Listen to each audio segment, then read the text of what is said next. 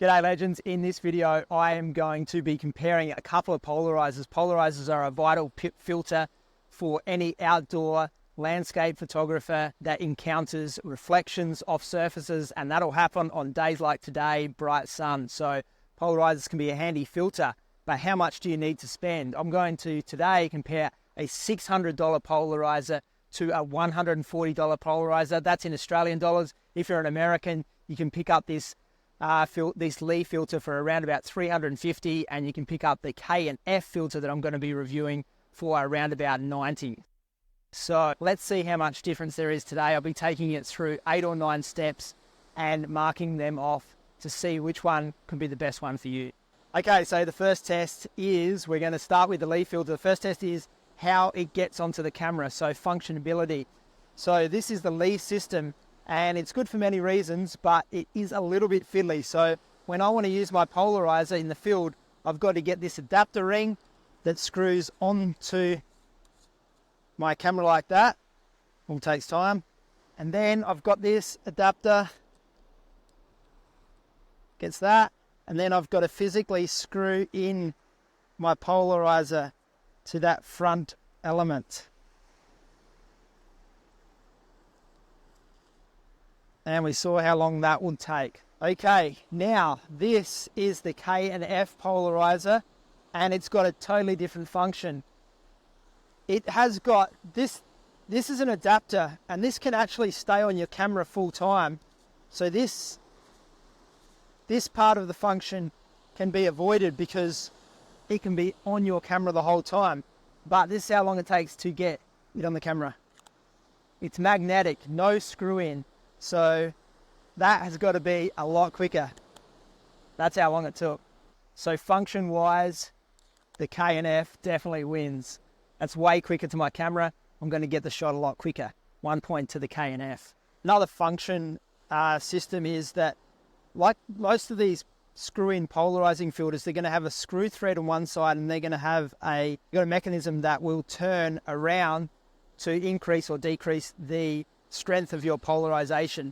Now, this is for all of the screw-in filters, but with the K and F filter, because it's going straight onto a magnet, it can just spin on top of that magnet, so it doesn't need the extra thread. Okay, so this could influence the next thing we look at, which is vignetting. So I'm going to go down there and we're going to set up my first shot with the polarizers, and we're going to test how much vignetting you would get at wide angle lens. Okay, so we've got our composition down here, and we're going to first of all use the Lee filter and check how well it goes for vignetting. We're going to really test it. I've got my 15mm lens on, which is the widest lens I've got. And as you can see from those shots, we are getting the corners blackened. This is called vignetting. So basically, I've either got to zoom in to get rid of this. So if I zoom in, that vignetting starts disappearing at around about 18mm. So I'm a little bit limited with this polarizer at my 15mm range. I sometimes take it at 15 in the past when I've been using this filter and sort of edit out the corners. And so it's a little bit of post-production, but it is annoying. Or I zoom into about 18mm and get my shot when I'm using a polarizer. So for the Lee filter, we do get a little bit of vignetting between 15 and 18mm. Let's try out the K and F filter. Now it's the K and F's turn. Polarizer for checking vignetting. So that goes on the front there. Nice and easy. It's so thin. So we'll see if this makes a difference in the vignetting factor. Okay, same settings as before. And the polarization in the most heavy part. And we're at 15mm.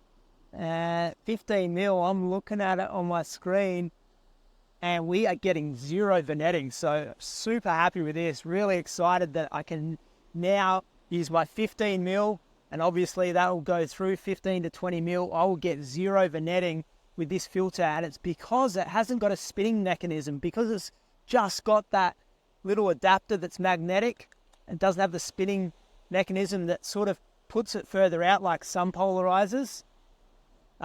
We are getting no vignetting. It hasn't got the filter holder of the Lee, and I can just whack that on and know that I can use my camera, I can use my lens now at 15mm and get no vignetting. So a big tick, a big point for the K&F filter for that one. So we're up to 2 love. Okay, so the next test is stacking filters. So quite often you don't just want to use one filter, you use multiple filters. So at the moment I've got the Polarizer with the K&F system on, but if I wanted to use a strong neutral density filter like I've got here, I can put that on and stack it. So that's what stacking filters is called. And I can now slow down the water and get a shot that's going to be a super long exposure. So now I'm putting back on the Lee system.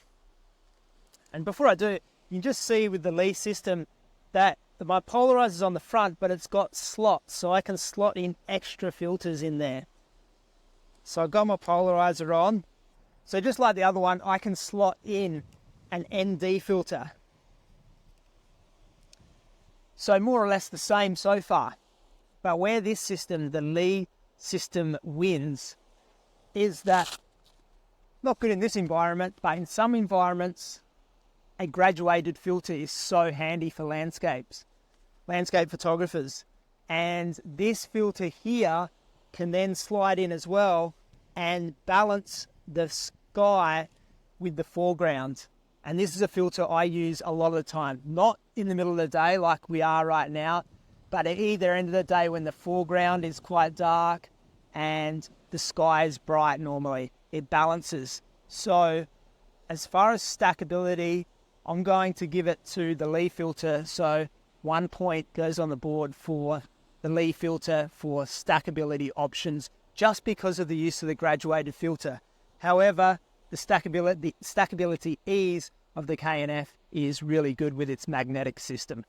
Okay, so I'm at 20 mil. I'm going to take one with the Lee filter, see if there's any color shifts. I'm set in a manual white balance right now, 5600, which is normally perfect daylight sort of color balance. We'll see if there's any shifts throughout. So there's one with the polarizer. We're going to take one without the polarizer. And then we're going to switch over to the K&F and see if that has got any color shifts. Switching over to the K&F now. I'm going to pop that on and we're going to see, still at 20 mil, going to see if there's any color shifts whatsoever. Going to just cut to my editing rooms when I'm actually looking at them on the computer now and let you know my prognosis there. Is that a word, prognosis? Is that the right word?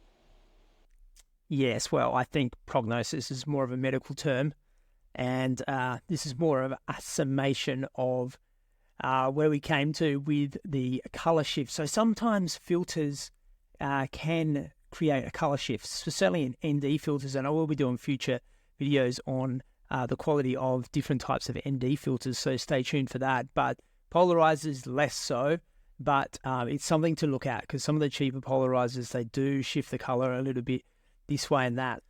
Okay, so first up we're going to bring up the picture taken with the Lee filter, the more expensive filter, and this one is, I think, a polarizer but a warming filter. So I got the landscape version, which has got the thinner thread, and landscape filters generally just want to give that slight warmth. So I mean, to be fair, it's maybe on purpose going a little bit warmer. So I think it's a bit warmer than without a filter. But it looks nice. It looks nice for this filter and looks nice for this image. It's done a pretty good job. Whereas you go to the next image, and this is the K&F. And straight off the bat, I like the look of the Lee because it's just given a little bit more warmth, a little bit more pop, a bit more feeling. But the K&F, to tell you the truth, is probably more true to color. So, I mean, these days, you can obviously adjust the colors quite easily in programs like Lightroom and Photoshop. But getting a clean, true color to start with, you know, it's the best starting place. You want your whites to be pure white. So while just looking at them, because these both unedited straight off the camera, that one looks probably cleaner. That one looks a little bit more appealing to the eye, to my eye, than the K&F. The K&F has probably kept the true color balance. So it's a little bit of a half-half with this one. So the next day I went down the beach and I photographed these ones. So on the right is the Lee filter, the more expensive filter, and the K&F on the left. And you can sort of see it in the sky more than anything. You can see it's sort of a little bit more yellower. Looks like the K&F is a little bit more dense with its polarization, but we're just looking at color for now. And you can see that, it's probably just slightly cleaner for the K&F. Sort of like the true to color of the K&F for this one. So I'm going to have to give it just to the K&F on this one. I just like having the clean color balance to start with. But I know the Polarizer from the Lee was biased towards warm, so it's a bit of a funny one there, but color shifts is something I always look for when I get a new filter, so it had to be part of the test. So marginally, I'll give the point to the K&F. Okay, so the next test is what I call weirdness in the sky. Sometimes with polarizations with super wide angle lenses like 15mm lens, on a blue day, you get sort of a discoloration where the blue sky is not even. So we'll see if that picks up today. I'm going to take my first one with the least amount of polarization, and then I'm going to go around to half polarization and then full polarization, and you can see that sort of starts getting a little bit funky, but it's not too bad. So that's the K&F. Let's swap over to the Lee and see how that performs.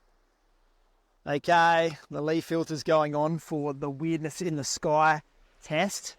Let's see how it goes. Take one with the least amount of polarization, a medium amount of polarization, and full tilt polarization. Let's have a look at the back of the camera. The $600 filter is not stacking up against the $140 filter for the weirdness in the sky test. I definitely thought the Lee filter was going to win that point. I'm looking at the back of the camera. I don't even have to go back to the computer. I can tell that the K&F has got a better quality for that smoothness of sky. It's blowing me away today. It's blowing me away. Okay, just coming back to the office for this one, just think I might have got just a little bit carried away with the results from the K&F over the Lee.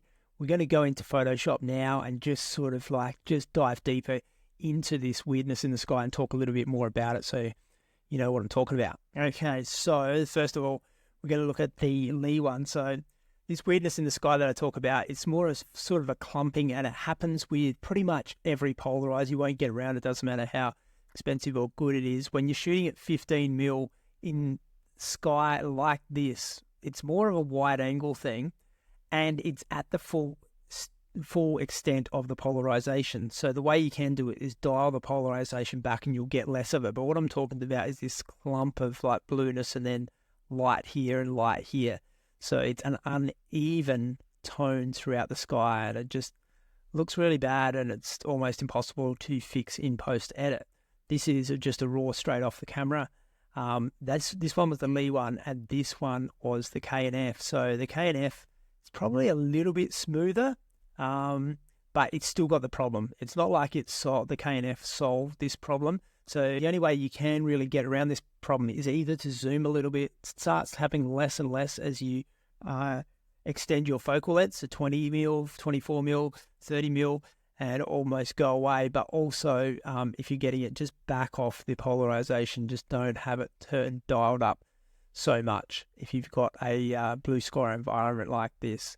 But having said that, the K&F definitely still gets that point.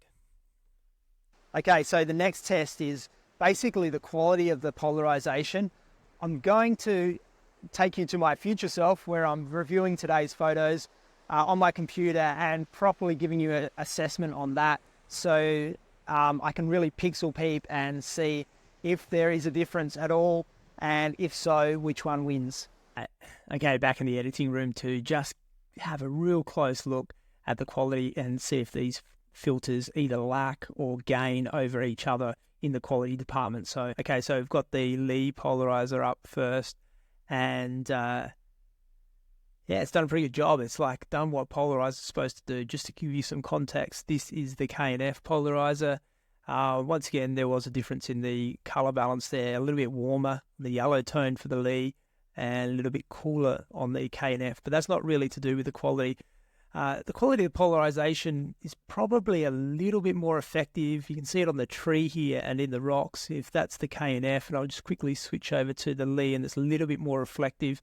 Now that could be because I didn't have it like turned right around. It's hard to match the polarization from one shot to the next, but yeah, both are taking reflection off, and taking reflection off the leaves, so the leaves are a little bit more visible and able to see. It's pretty good on the Li and the K&F. So the thing with when you put a filter on the front of your lens, you've got to make sure it's of a good quality. Otherwise, your expensive lens is just going to be, 25% worse, and you didn't spend all that money on the lens to then have a cheap filter just go and destroy your image quality. And both of these filters have a really clean look. They're not inhibiting the quality of my lens. They are enhancing the photo by taking off the glare. But yeah, I rate both of them. Like I've looked at these a little bit earlier in Lightroom at 100%, and they are performing both well. So I can't really separate them. I think that they are both excellent filters, and you'll do well with them. So I'm going to give a point for the quality factor. 1 to each, actually. 1 to K&F and 1 to Li. They both performed really well in the quality factor, and I couldn't really pick them apart. Okay, so the overall experience. Got to say that the K&F felt best to use. It was just so quick to put on the front of the lens with the magnetic system. Its quality looks really good. No vignetting, much lighter. These things can get knocked. So many times I've had someone knock that and it comes off onto the sand. So usability and overall experience, I've got to say, preferring the K&F filter. So moving forward, which one am I going to go for? I've been using the Li filter for maybe 10 years actually. This particular one probably 4 or 5, but I had the system before that. And maybe 10, maybe more years I've been loyal to the Li filter system. But moving forward for polarizations, I think I'm going to switch over to the K&F system. I love it, the fact that they've got the ND filters. I'll be using the K&F for the ND filters as well. The only time I'll stick with the Li filters is for this slot, so I can use my graduated filters. They've still got a solid point for the graduated filter system. If you get on the K&F system, they do also have this filter mounting slider device available as well. I'm going to put all the links below so you can check out these and buy these from anywhere in the world. Also, the links to buy the Li filters as well underneath this video. But yeah, please let me know of your experiences or any questions with filters moving forward. I have got a dedicated using filters course that I will also link below so you can get access to that. Thanks for tuning in today, and we'll see you in the next video.